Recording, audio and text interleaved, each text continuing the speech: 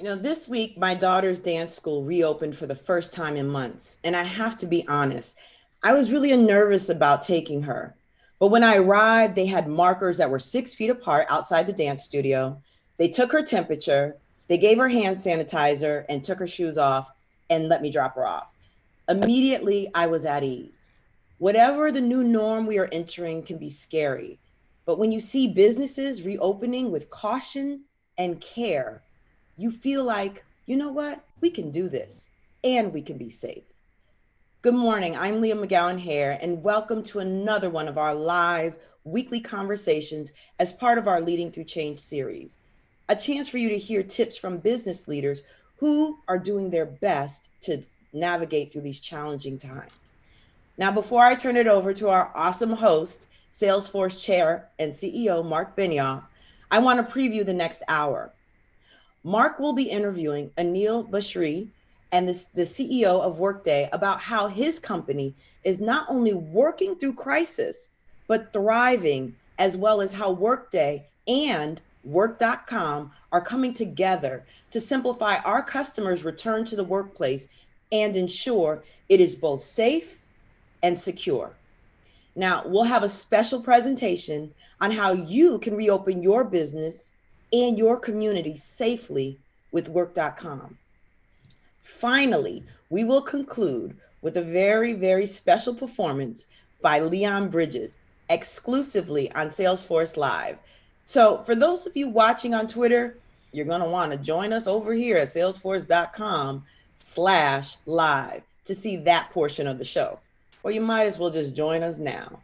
Now, as we do every week on Leading Through Change, we want to make sure we're taking action and helping those who need it the most. Millions of people already rely on the United Nations World Food Program for food they need to survive. And COVID-19 is making it more complicated and worse. Now, this pandemic could double the number of people suffering from severe hunger. And we don't want to end up with a food pandemic and a hunger pandemic.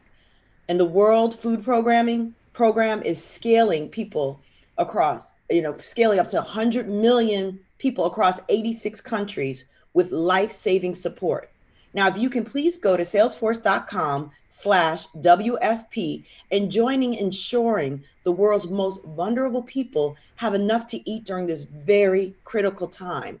Now, through July 31st, 2020, Salesforce will be matching donations up to a total of $150,000. Again, that's salesforce.com/WFP. With that, I'd like to turn it over to your host, Mr. Marc Benioff. Well, thank you, Leah. It's great to be back with you on your show, Leading Through Change. Thank you for inviting me. I really appreciate it. Well, you're doing an amazing job on this series, Leah. I mean, who would have thought that we would be talking about so many different conversations, so many really important conversations over this period of time? It was beyond me. I mean, I think when I look at all the work that you have been doing with your team and the kind of, communications challenges and content challenges, to see the quality of this work, it's just been great. Congratulations. Thank you. And thank you for the amazing team, the marketing team doing a great job. Thank you. Well, they really are doing a great job, and I'm so proud of everybody. I'll tell you, hello, everybody. And I want to thank you so much for joining us again on Leading Through Change. Leading Through Change is all about how we learn from each other. It's how we lead through these so troubling and so challenging times. And never in our life have we faced so many challenges at once. When we started Leading Through Change, well, it was a biological crisis. It was a pandemic. It was a global pandemic. And we knew that not only our employees, our executives, our customers, but everybody needed more guidance, more help, more support in how they would actually navigate these times. And then it rapidly pivoted, and then we became imbued in this kind of economic crisis, one like we've never seen before. 41 million people unemployed in the United States alone. That was beyond our expectation, and something that we began to realize that we needed to provide even more thoughts, ideas, motivation, inspiration on leading through change, and even some entertainment, to kind of help lift our spirits. Today's show is no different, by the way. We have two outstanding speakers. We have some amazing technology to show you as well. We have some great entertainment. It's really, really incredible. But I'll tell you what's been on my mind, and I have such a heavy heart right now. I have such a heavy heart for everyone who's been suffering for so long, and I think that these times are moments when we just have to reflect that we have so much work to do still in the world, and how difficult things still are, and probably can it's still I would say taking so much of my time because we're going through a tremendous equality crisis as well.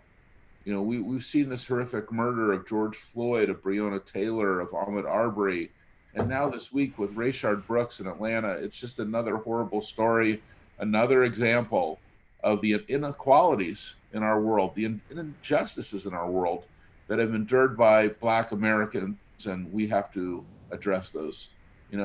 We've just been outraged by this, and we've seen America and millions of people around the world really react to what's going on. That's been so powerful.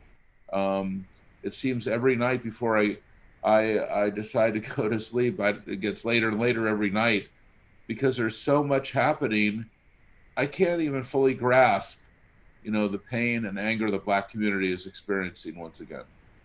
People's eyes are being opened to this persistent systemic racism.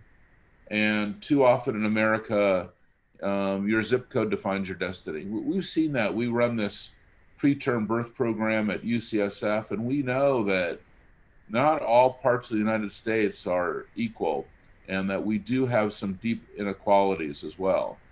And these inequalities are magnified by the pandemic, by the economic crisis, with more than now 120,000 people dead, 41 million people, as I mentioned, unemployed. It's just amazing. A biological crisis, an economic crisis, a social justice crisis, a climate crisis, a leadership crisis, all at once. And, at Salesforce, we're trying to take these crises and also really come up with what are the actions that we can take? What are the things that we can do? Looking at our own people, looking at our products, looking even at our purchasing, looking at our public policy, looking also at the public schools. I think these questions around what should we be doing with the police?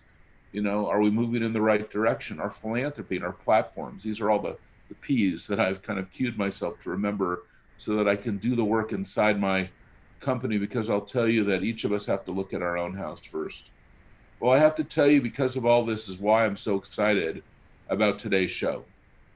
Because in today's show, we have really one of the truly great leaders in the world, someone who's really expressed themselves incredibly in the software industry and created probably one of the greatest companies that I've ever seen. And I'll tell you, this guest, he's also become a good friend of mine, and I could not be more happy to have Aneel Bhusri, the co-founder and CEO of the amazing company Workday, on the show with us today. Aneel, welcome to Leading Through Change. Thank you, Mark. And I really appreciate you having me on today. Thank you for the background too. Well, I'll tell you, you have been a visionary and an innovator, incredible leader of our enterprise software industry for multiple decades, way before Workday. And, I watched you in 2005, found Workday. I was so impressed. I remember some of our early lunches and dinners, talking about, your dreams and visions. I remember one really strong lunch we had with your co-founder, Dave Duffield, at Hillstone Restaurant in San Francisco on the Embarcadero.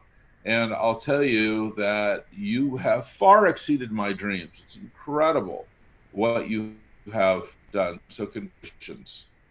Oh, thank you, Mark.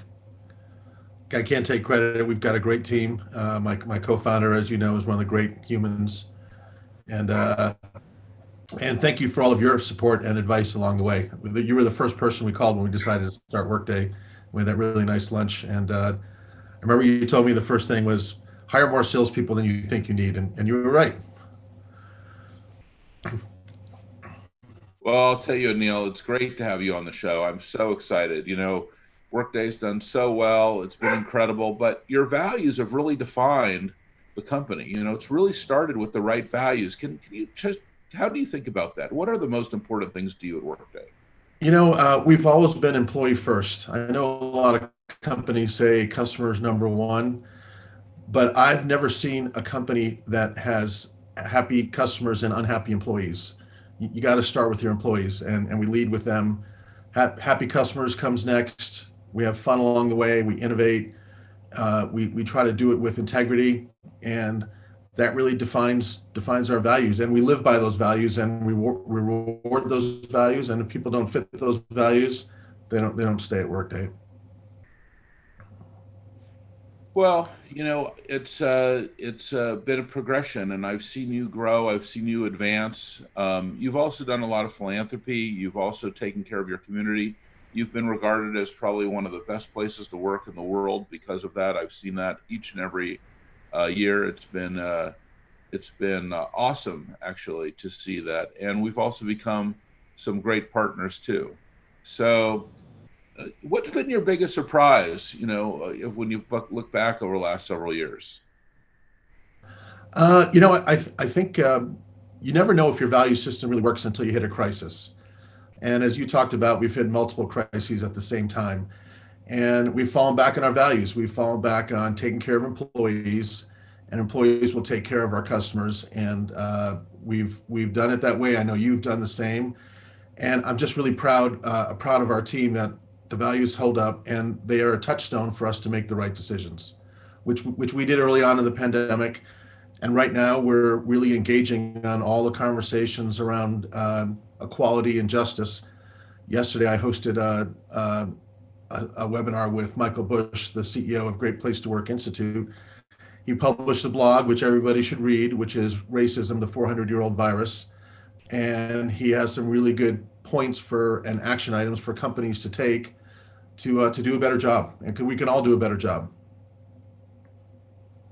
Well, I think you're right. I mean, every time we look at this, we go deeper and deeper to understand what are the things that we need to do at Salesforce. And I think that it has to start with people. I don't know if you agree or not, but we have to create more allies inside our own organizations, more transparent reporting, really look at in depth in our pipelines, promotions. I know Tony Profit, our Chief Equality Officer, very well. He's an amazing executive at Salesforce. We've also combined recruiting with him because we realize recruiting and equality need to come together if we're gonna make progress. As I mentioned, we're even looking at our product. You can see, like, as you know, we bought Tableau last year, and they're doing tremendous work in analytics and really taking their product and providing transparency to some of the issues that we're seeing with the police. So if you go to publictableau.com, you're going to find new analytics and new visualizations that really expose what's happening. But we make these great products. We can use them to create more equality. I'm sure you think of that because you have a product that's in the middle of the HR department of every company on planet Earth. So, how do you look at that? Well, I think very much to your point, it starts with the right mindset. So right now, we're very focused on training our hiring managers to be more open-minded and embrace diversity rather than just hire in their own image. Then we need to create better leadership paths. And I think the biggest thing in talking to our Black employees, and I've done that 3 times in the last few weeks through a series of town halls, they feel alone in many cases, and they don't get the mentorship that their other colleagues get. We have to fix that. And so for them, taking a leadership job is risky. They don't feel like they have the support to be in a leadership role. So these are all things that are fixable, but it's got to be a major change in mindset.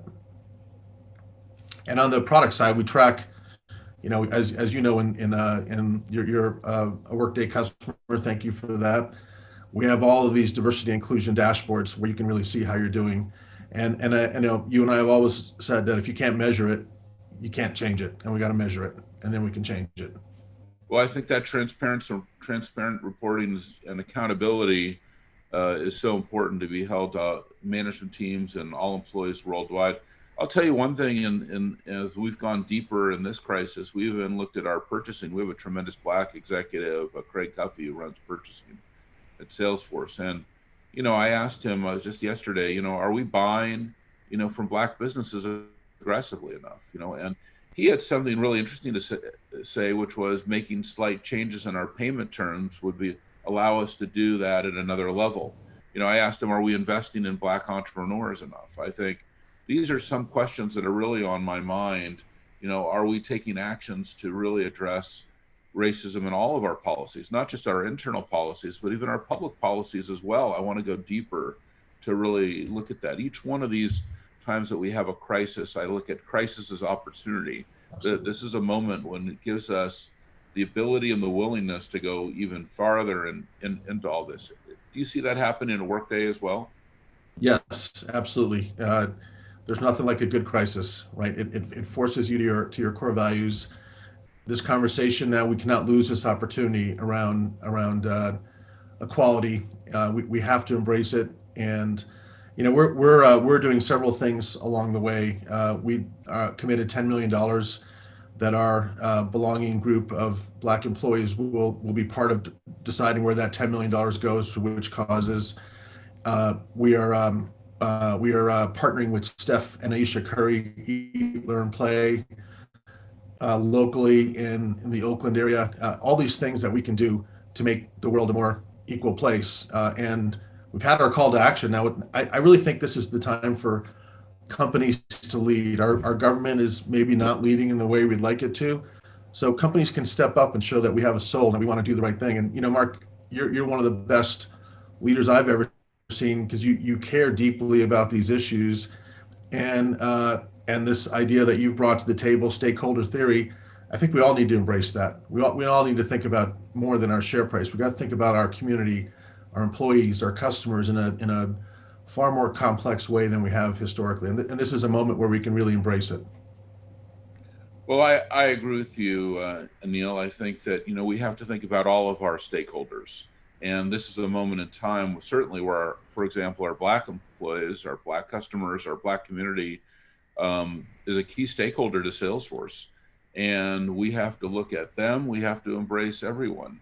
And we can't just focus on only share price. I think that when I went to business school, it was always about the business of business is business. I think where both of us are on the page, the business of business is improving the state of the world. And how do we use our companies as a platform for change? I think that's really critical. I think I just look at public education, which you and I both have been involved in. Salesforce is very close to investing more than $100 million in our local San Francisco and Oakland public schools. I think that's so important, especially in creating, more equality. It's another thing that we can look more deeply in right now. Fantastic. I'm with you. You just tell me where to go, Mark. Well, you have been doing amazing work, and like you mentioned philanthropy, and one of the areas that really inspired me was philanthropy for you wasn't just in externally, which you've been doing so aggressively, Aneel, and also with Dave, but you've also done philanthropy internally. In the first quarter, you took care of your employees and made employee payments to make sure that they didn't suffer during the pandemic. Can you explain what you did and how your reasoning was around that? Well, again, it comes back to core values. Employees are our number one core value. And as we, and you and I had talked, we both saw this pandemic being much longer than I think the rest of the world was seeing it. And we thought, hey, we need to make sure that our employees feel taken care of right out of the gates. And so we decided to give every employee in the company a 2-week bonus just to get ahead of issues they might have with childcare, with maybe a spouse that's not able to work, or a partner that's not able to work, or lost their job, or parents, or whatever the issue was, that they would need that extra cash.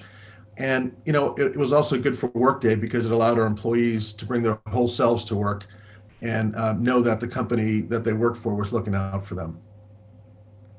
And we explained it to Wall Street, and Wall Street, I didn't really care what Wall Street thought about it, but they actually thought it was a good idea.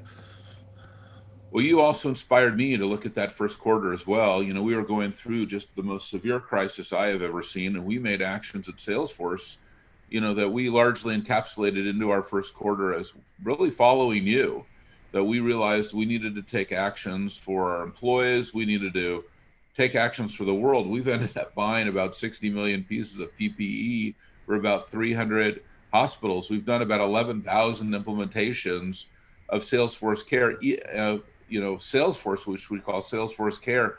The thing that's interesting, even the program that we're on now, which is Leah's program, Leading Through Change, well, I'll tell you that came out of this, which was we realized we needed to create an external voice so that we could talk to millions of people. I think we've almost spoken to about 100 million people through this program, which is kind of amazing, because I think that, these words that we're speaking today are extremely important, and we need to not only speak our values, not only speak exactly how we're going to operationalize our values, but also how are we going to create actions for change. I think and I've seen that with you. I saw that with what you did in your first quarter. Our quarters are very much aligned with each other.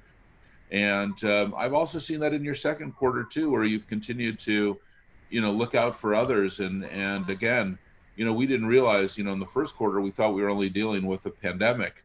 Then all of a sudden we realized we're dealing with an economic crisis. Now we're in a social and racial crisis, and we're in a huge global leadership crisis as well. How do you look at that? Very similar to you. We're in that leadership crisis right now, and again, I think companies like ours can step up and be forces for good and forces for change.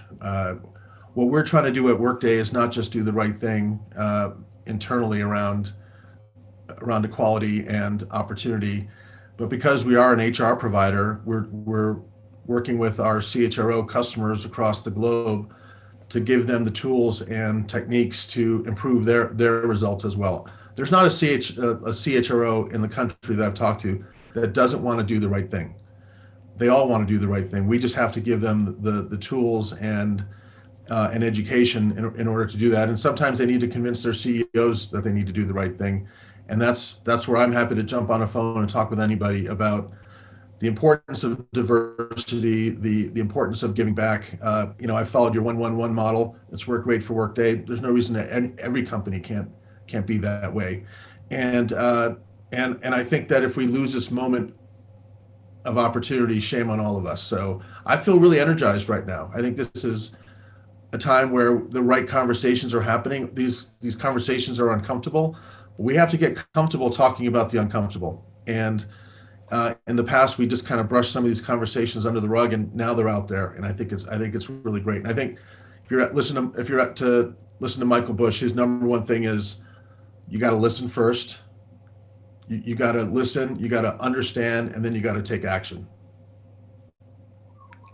Well, I think we certainly agree with you on that at Salesforce. I'll tell you, I want another area where I've been so impressed with you is really how you've been looking at artificial intelligence. You said that before, AI is creating a skills gap. Companies are going to need to be prepared for massive retraining that lies ahead. How do you view reskilling in the wake of COVID-19, and how are you seeing these companies, including, I guess a lot of our joint customers, leverage technology to propel reskilling forward? Yeah, it's a great question. You talk about the 41 million people that are out of work. We want to get those people back to work, and unfortunately, many of the jobs that they had aren't going to come back. You and I both know that. So I actually think that we need a public-private partnership, state by state, because most people have lost their jobs. They can't move to a different state. They have to get a job close to where their home is, where their family is. And so we're beginning to work with states similar to the way you have, to identify the needs that the large companies and hirers have in that state. The government will invest in the training programs, and we're going to reskill these folks with a private-public partnership and get these people back to work.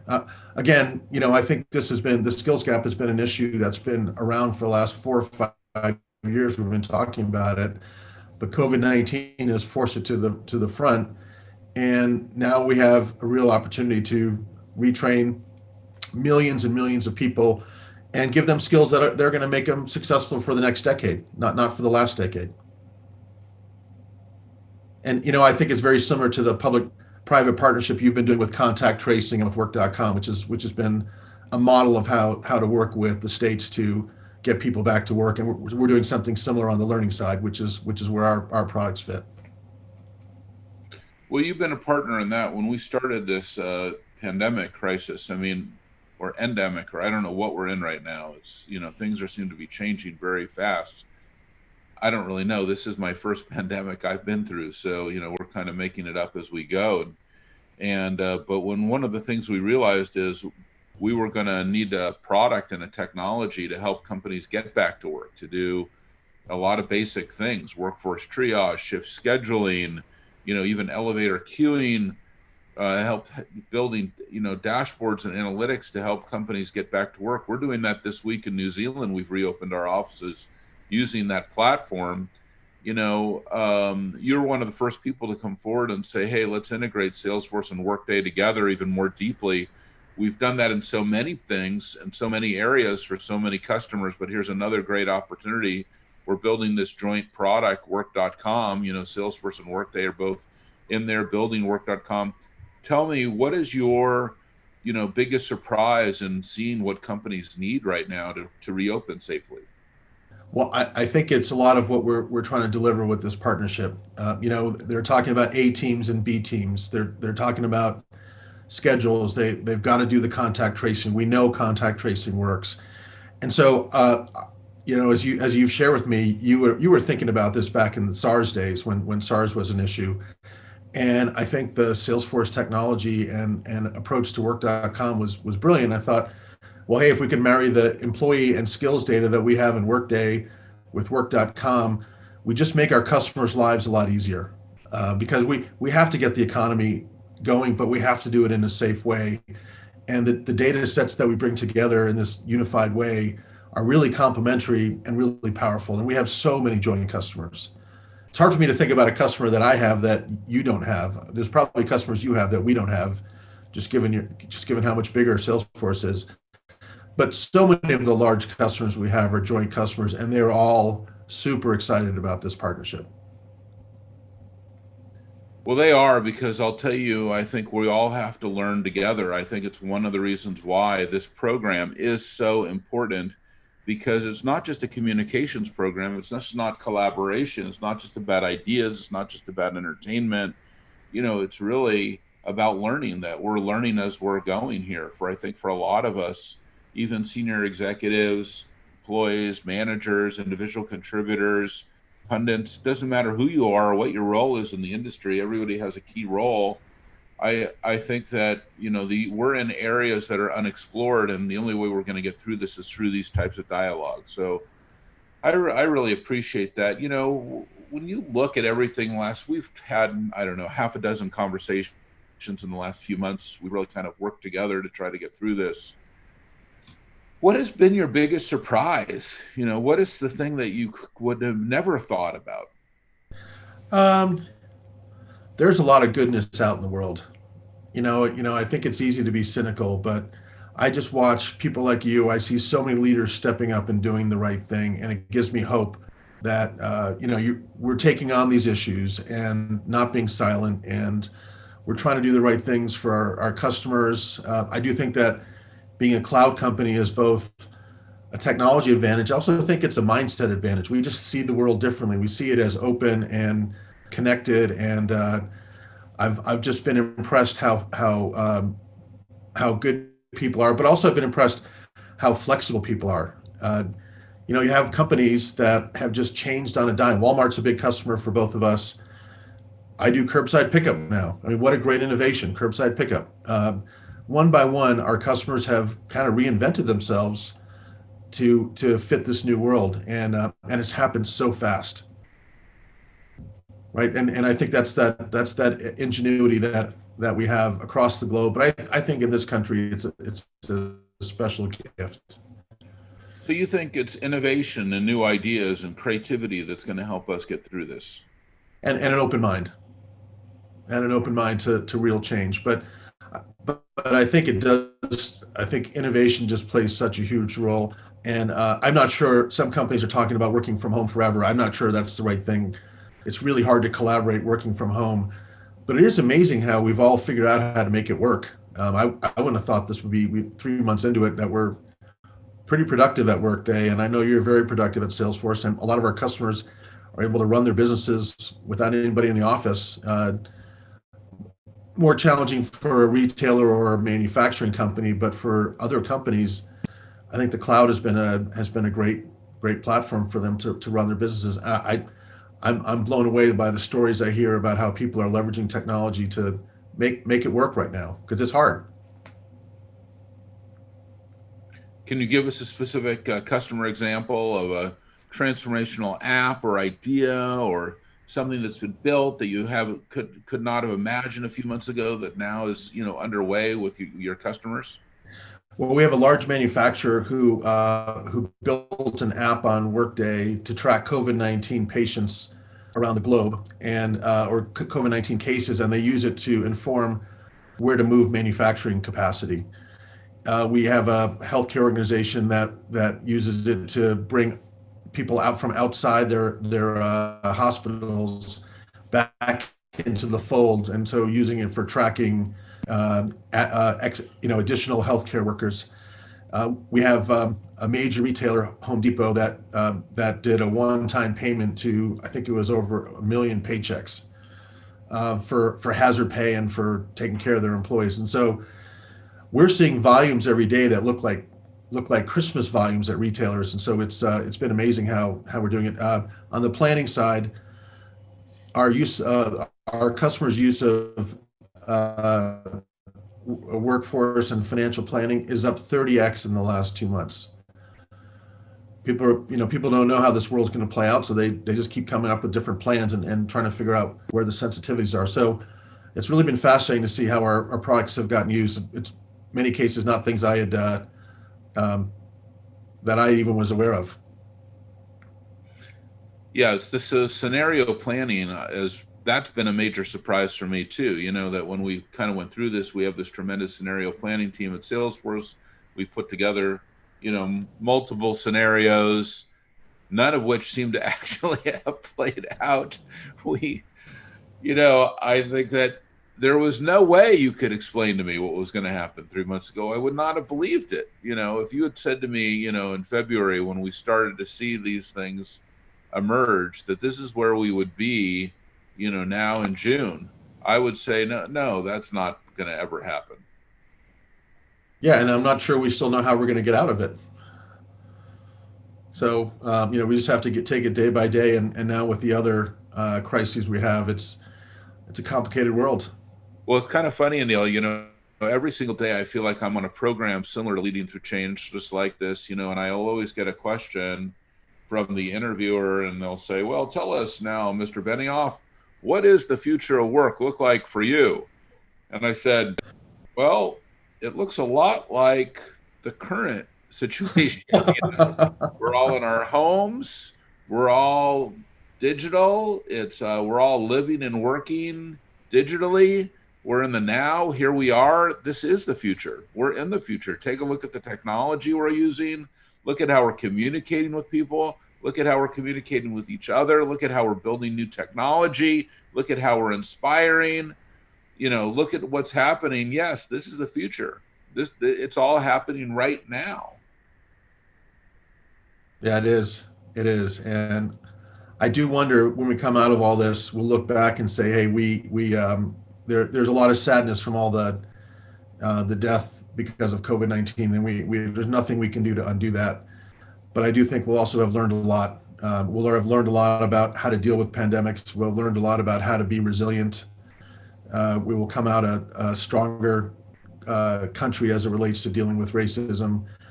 I think we're going to look back at this environment as one of the most meaningful times in our life. And when you go back in history, I don't think there's been a year like 2020 since 1968, where Martin Luther King was killed, Robert F. Kennedy was killed. You had issues all over the country. You were in Vietnam, and It was just not a great year, but it ended on a strong. And I'm confident we're going to have a really powerful moment by the end of this year to save 2020.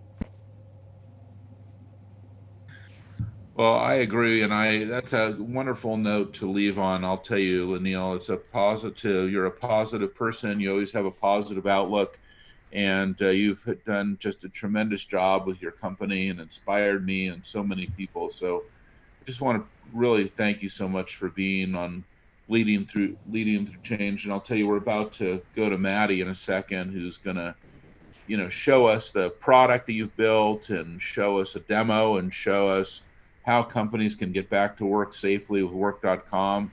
And you're just inspired us at Salesforce, Aneel. So thank you for everything that you're doing. We're so grateful. Well, I'll throw it right back at you, Mark, and thank you for your friendship all along the way. You're just a great human and a great friend, so thank you. Well, thanks. And Leah, I think we're wrapping up our interview with Aneel, and are we going to go right to Maddie right now, or are we going to?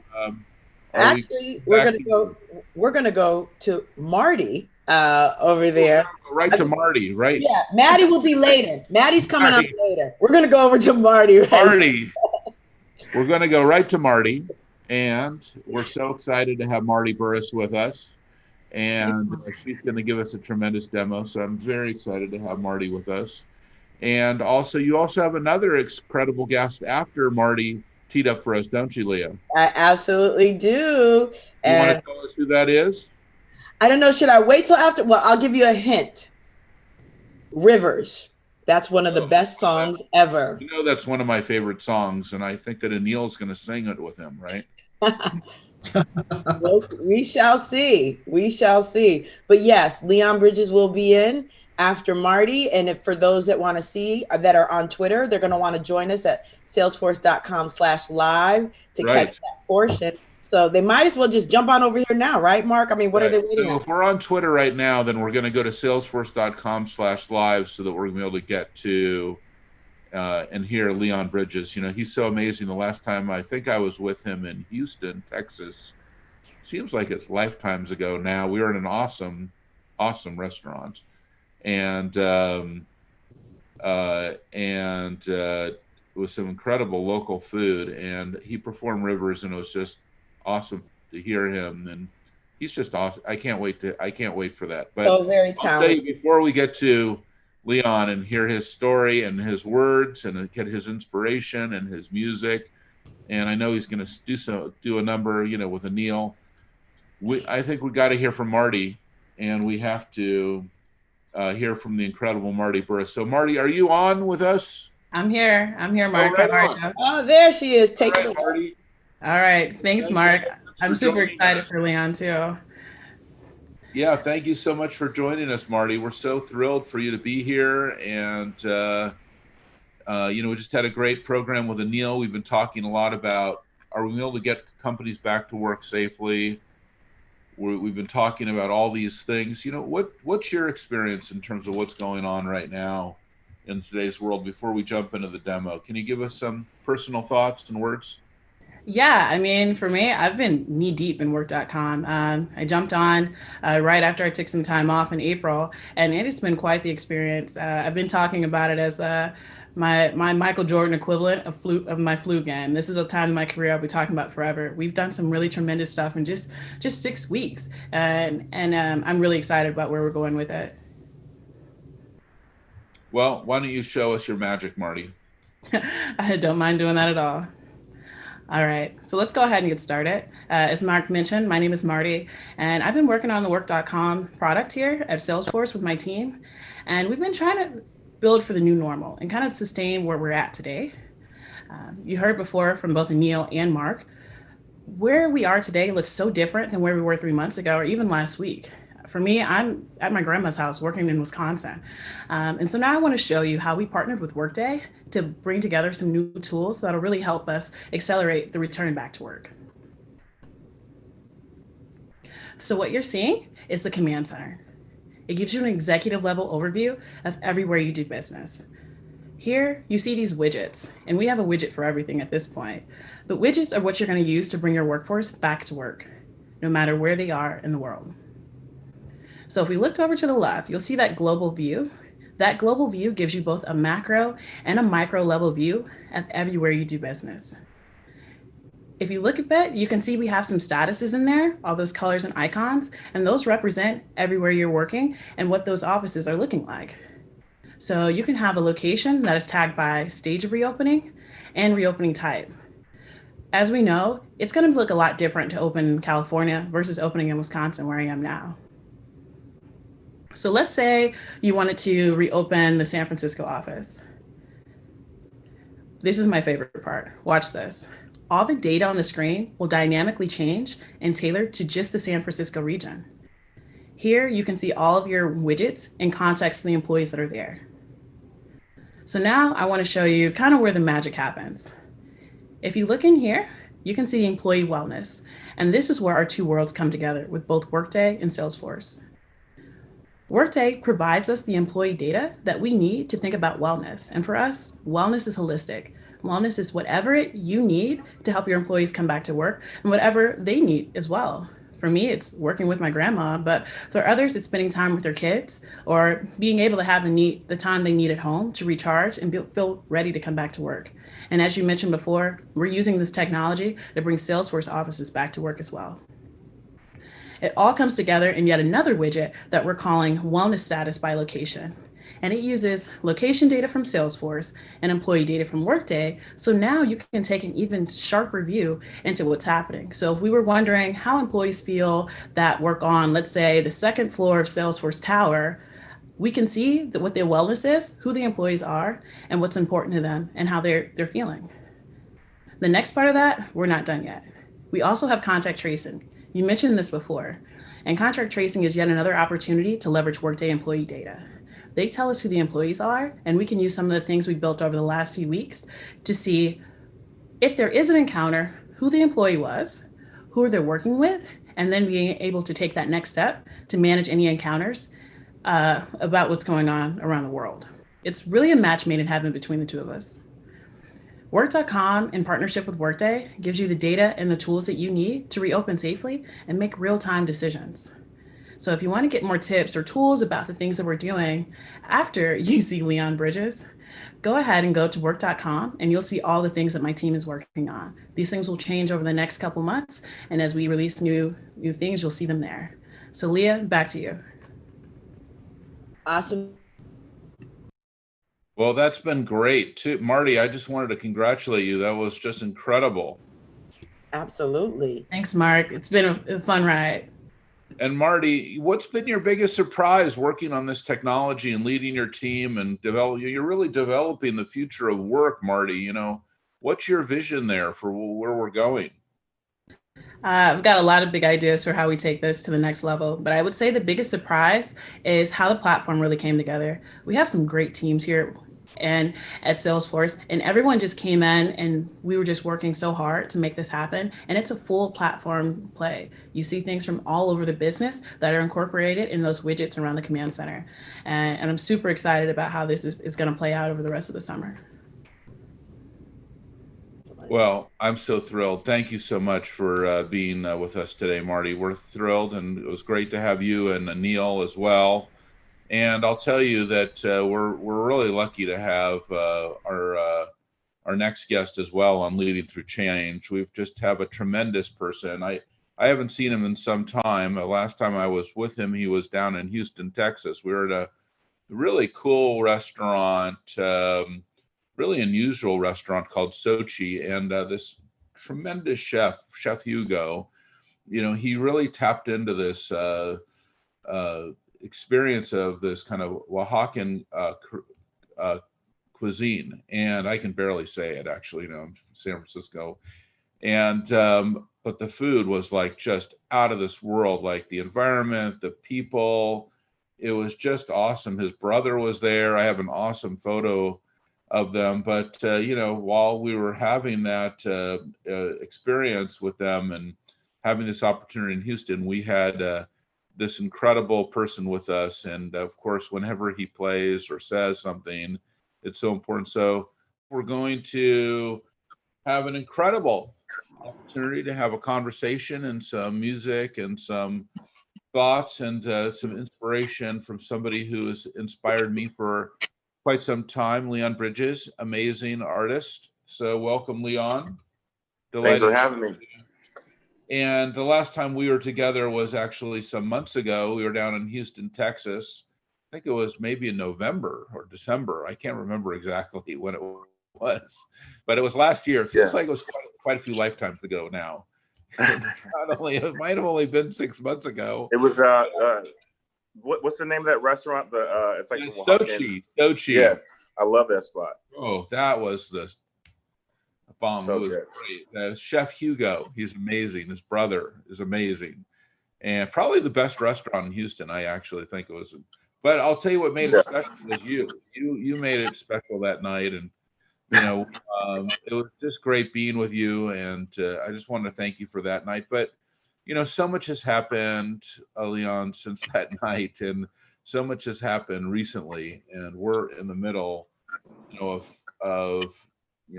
not just a biological crisis, not just an economic crisis, but we're in a social, racial crisis right now. And can you give me your perspective on where are we right now, and what's happening, and how should we all be looking at this? Yeah, I mean it's heartbreaking, and also overwhelming to see everything that's going on. But I'm also optimistic because it's really beautiful that people are all over the world are having their eyes open to, the injustice and racism that's embedded in America. And for myself, all I can do is let my music reflect where my heart's at, and I'm fired up more than ever. Well, you're right. It's amazing how this has become a global issue, and the terrible systemic racism, not only here in the United States, but now I think we've given permission for others in other countries to also talk about exactly the same thing. And I have to be honest with you, I did not understand the depth of that in other countries. And when I read about some of the things that are happening today, for example, in Brazil, I was really quite shocked. And, I would say that I can't fully grasp the deep pain and the anger, the outrage, the upsetness of the Black community, that we're experiencing this once again, and to also look at this globally. But I do hope that, we're able to put a light on this and we're able to move forward. Amen. Amen. Yeah. And that's the thing, like, prejudice doesn't care if you have a name or fame. Like, even for myself recently, there's this liquor store that I frequent in my neighborhood. And one of the employees there reached out to me and was like, yo, my manager, racially profiled you and your friends. You came in and he told me to, they're going to go for the tall boys. And, it's disheartening, but, I'm praying that those type of mentalities can be changed. And I think it definitely starts in the heart, but yeah. Yeah, well, this is a moment in time where, we have to cast everything out besides love and ground ourselves in love. We had Stevie Wonder on our program, I think it was last week or maybe it was 2 weeks ago. And then I had the opportunity to speak to him a couple of times since then. But one of the most powerful things he said was we need to get back to love. And Amen. the moment where we need to, focus on love and to put everything out and away from us that is not love. And that just really began to center me in terms of what this opportunity gave us the ability to do. Tell me, if there's one thing that you'd like to see come out of this, what would it be? Man, I'm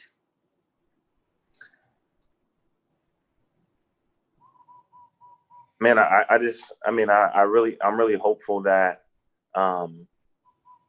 there can just be more unity. You know what I'm saying? You know, I'm praying that, I don't know, like it's definitely going to be a marathon, you know, as far as fighting for equality, unfortunately. But I mean, at this point, it's really overwhelming, you know, because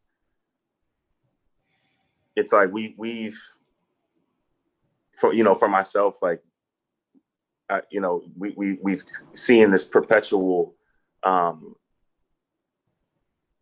just story of like Black men that have died in the hands of police, and I don't really have all the answers, but you know, at the same time, you know, just praying that all that changes for sure.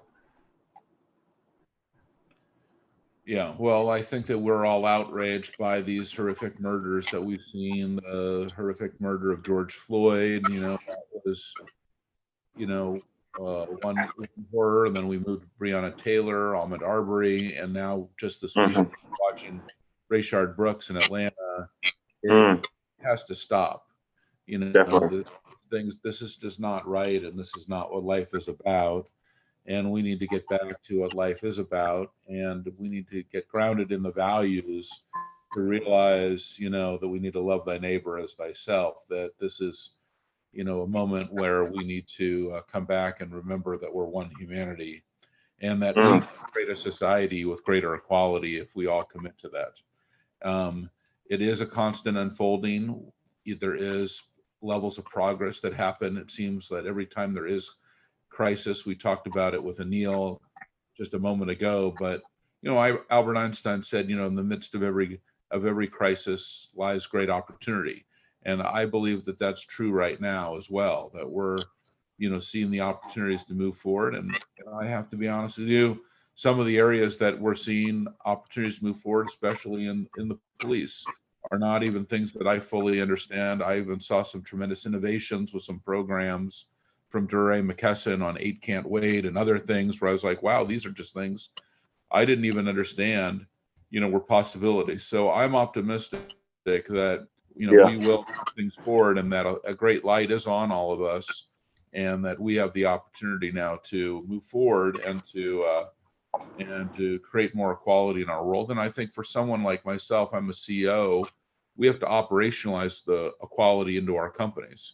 And that's why, you know, the kind of things that I'm looking at are people. You know, how do we look at our people? How do we create more allies? And we talked about that in our last segment, the transparency that's needed. How do we use our products, you know, to create more equality? Are we buying from enough Black businesses? Do we invest enough Black entrepreneurs?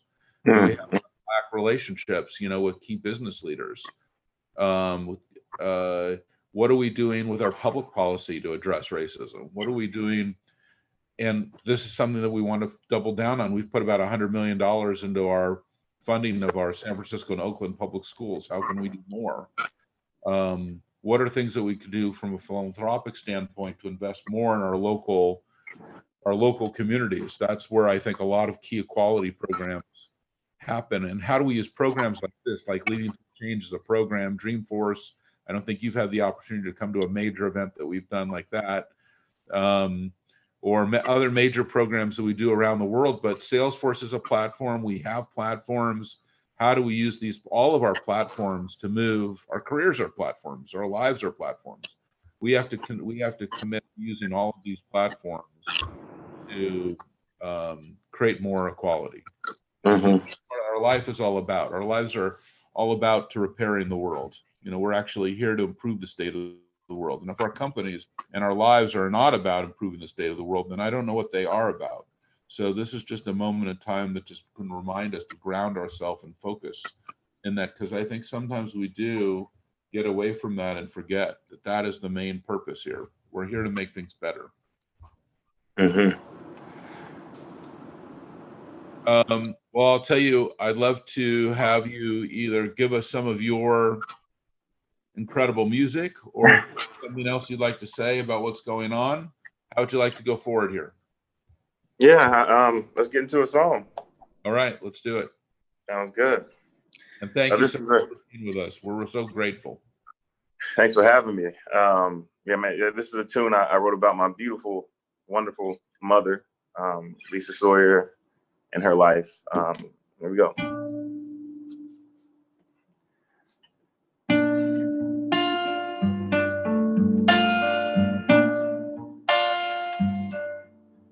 She was born in New Orleans, New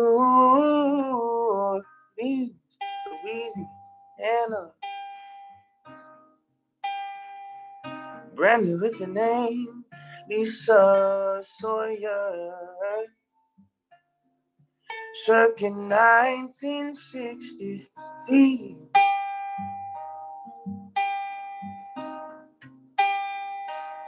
Grandmother was Indian. Her mother's name was Eartha, swift as the wind, fierce as fire. Her father's name was Victor. What you die to provide for his flock.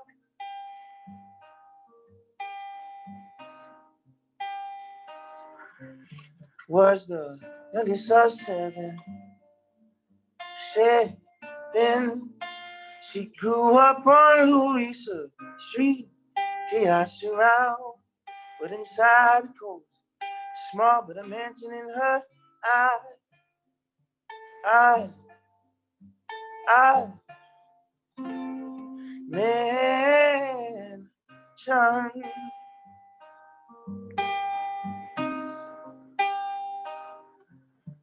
Never had much money,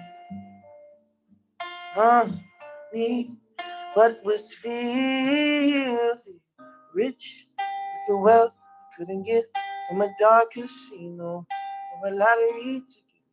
They had love,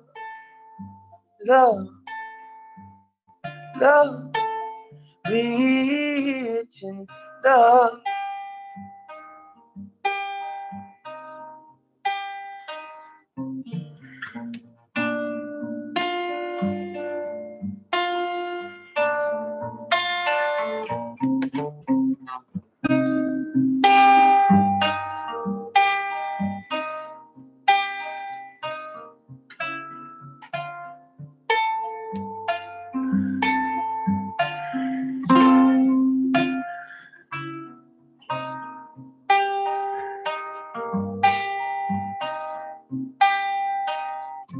She had the complexion of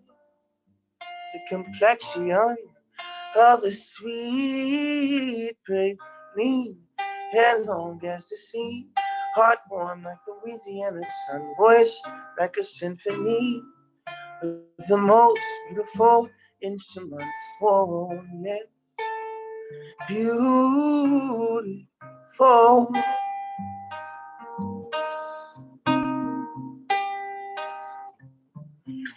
At the age of 16, she found Christ at an altar. All along he was calling her name. The gospel spoken from an old wrinkled man, God spoke.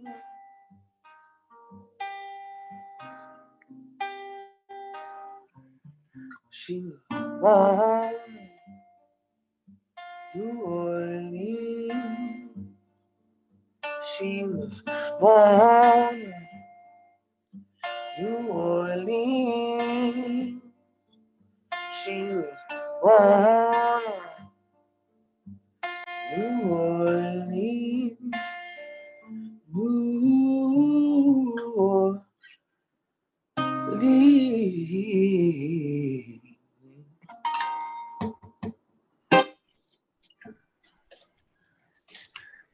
Fun. Beautiful. Just beautiful. Thank you so much. Yeah, thank you for that. Really appreciate it.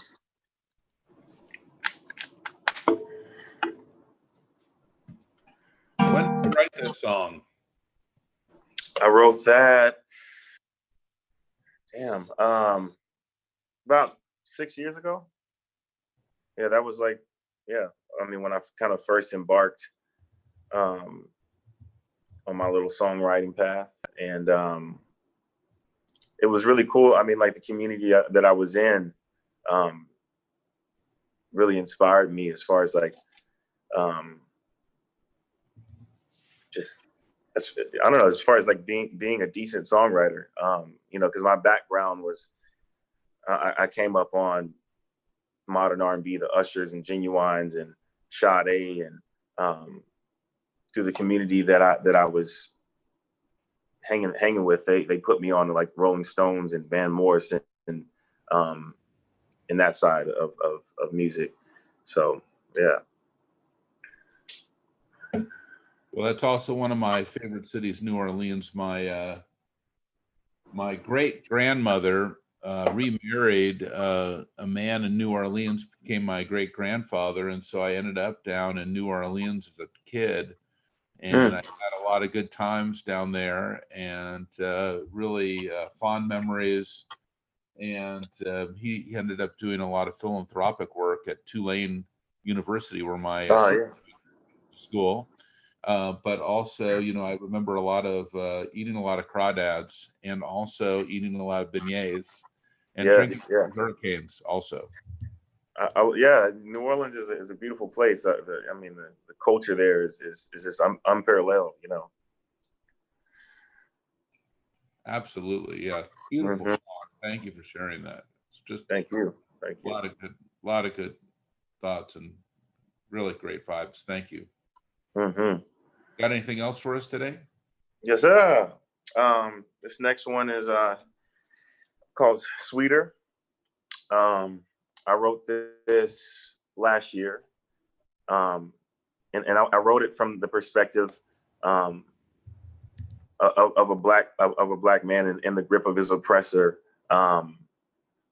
basically like transitioning from life to death, and in that moment he's just having a flashback to his own murder, and this. I recently released it. We were initially planning to release another tune, and I felt that this tune was just important to release now. So yeah, this one's called Sweeter. I think this is going to be very powerful right now. So thank you for bringing this through. Much love. Thank you. Yeah, thank you. Here we go.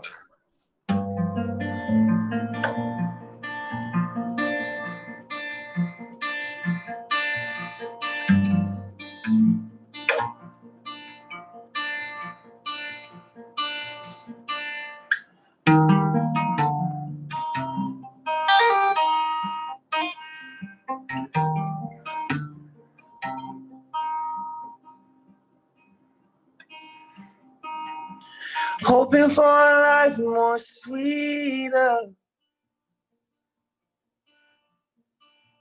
Instead, I'm just a story repeating. Why do I feel skin dark's night? Can't feel peace with those judging eyes. I thought we moved on from the darker days. Did the words of the king disappear in the air like a butterfly? Somebody should hand you a felony.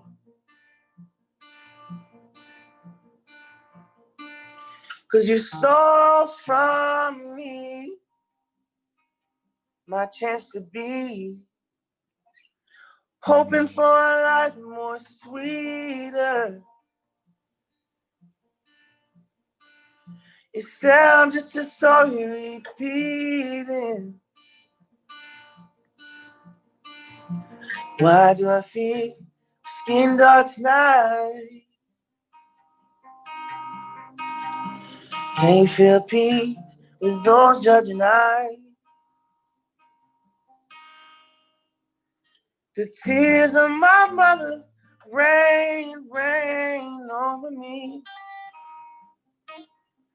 My sisters and my brothers sang, sang over me. And I wish I had another day, but it's just another day. Hoping for a life more sweeter. Instead, I'm just a story repeating. Why do I feel the skin dark's night? Can't feel peace with those judging eyes. Said I'm hoping for a life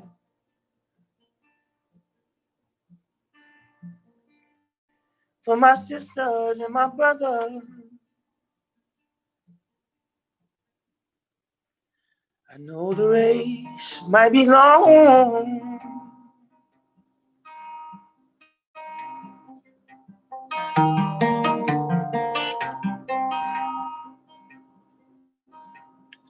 hoping for a life more sweeter.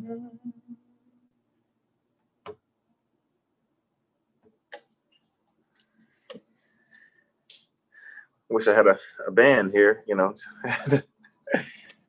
I don't think you need a band. I think you've got amazing. Thank you. Yeah, I mean, when you sing that lyric and you're saying, "I'm hoping for a life more sweeter," instead, I'm just a story repeating. Why do I fear with skin dark as night? Can't feel peace with those judging eyes. You know, how do you look at that phrase and that key lyric against what's happening right now? Totally. I mean, well, it's the fear that you know that we have to live with as Black men, and I can only speak from my experience. You know, just for, like, to have the conversation, you know, as a boy, you know what I'm saying, with my parents, of like how to handle myself in, you know, if when in a situation of, you know, with the police, or just like if I'm walking down the street and I see, you know, a white person, like, or a white, you know, like at night, you know, just like make sure to, I don't know, just like almost having to overcompensate kindness. You know, like just from experience, like even being in my own neighborhood, and you know, my bike gets a flat, it's nighttime. You know, I'm hella apprehensive as walking back to my own house at night, just out of fear of like, nobody's going to know that, you know, I have a little bit of notoriety, or that they're not going to know, you know, just off the jump. And so it's just those things, you know, but at the same time, like hoping for a life more sweeter, just like optimistic and seeing the silver lining, you know, in all of this, and praying that,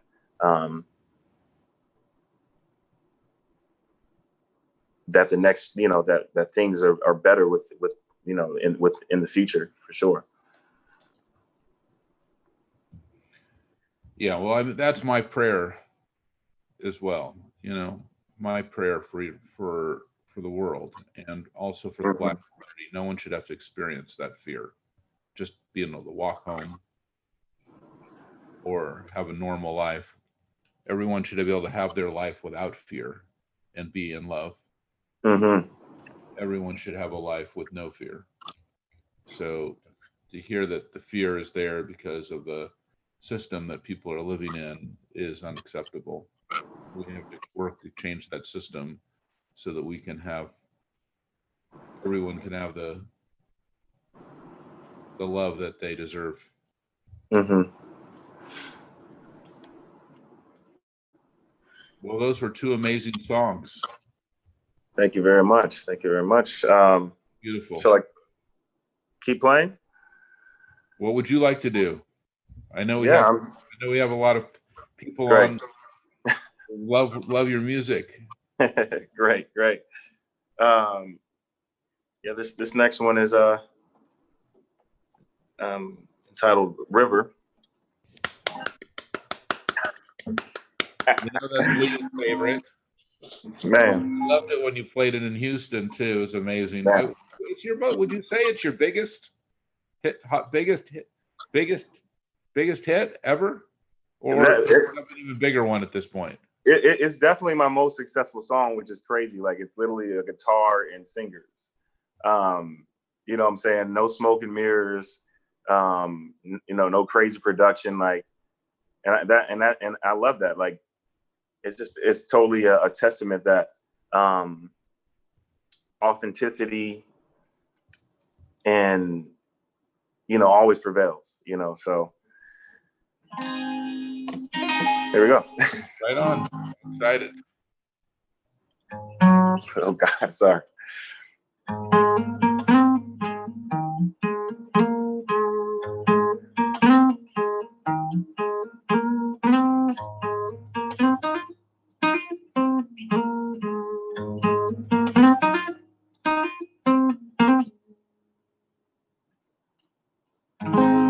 Been traveling these wide roads so long.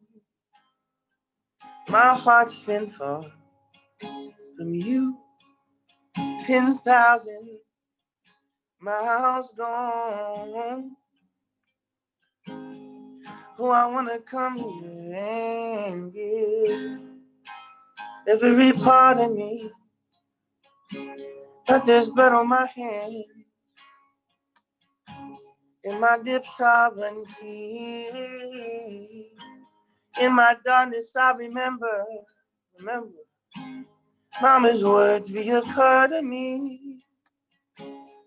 Surrender to the good Lord, and wipe your slate clean. Take me to your river. I wanna go.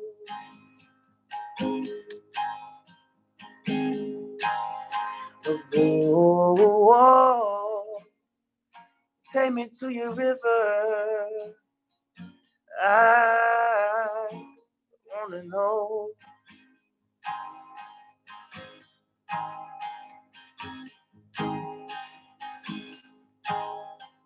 Give me your smooth waters. I go in as a man with many crimes.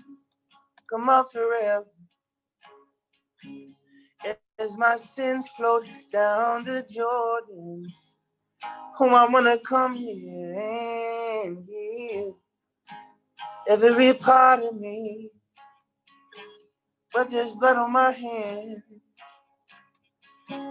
In my deep sovereignty, take me to your river. I wanna go.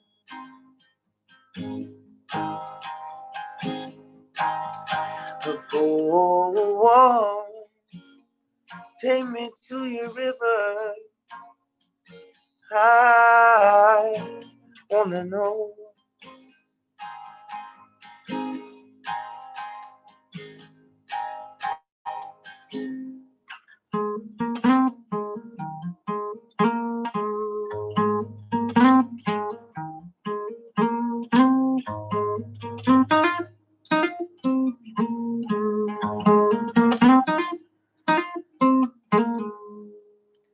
Please let me go. Take me to your river. I wanna go. Wanna go. I wanna know. take me to your river. I wanna know.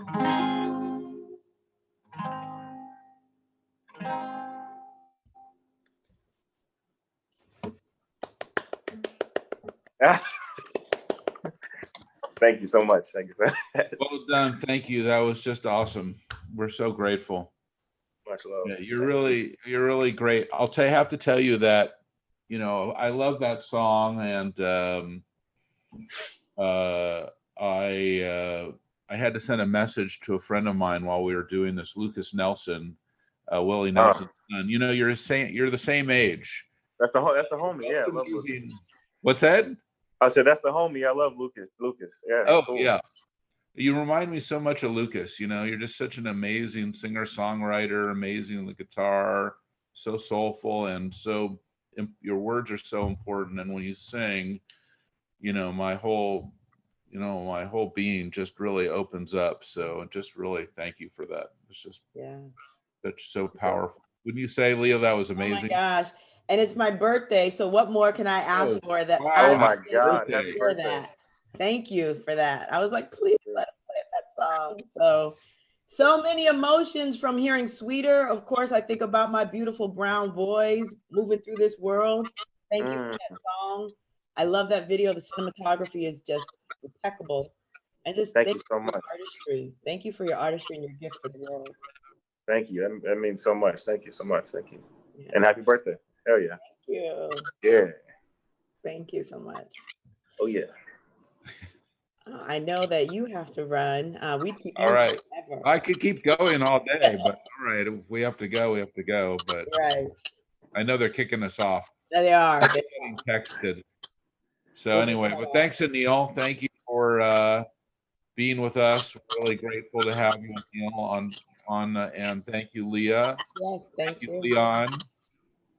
And thank you, Marty, also for amazing technology and demo and everything. You were awesome. Thanks, Mark. Yeah, and thanks for the whole team for putting this on today. It was just a great program. We're so grateful. Thank you, Mark. We want to remind everybody before we go, Mark, that to make sure that people can donate to the World Food Program at salesforce.com/WFP. Help join us to help this organization through July 31st. We're going to be matching up to $150,000. Again, that's salesforce.com/WFP. Thank you, everyone, for being here, for being present, for being opened. It's just been an amazing ride. This whole thing has been very transformational in so many ways.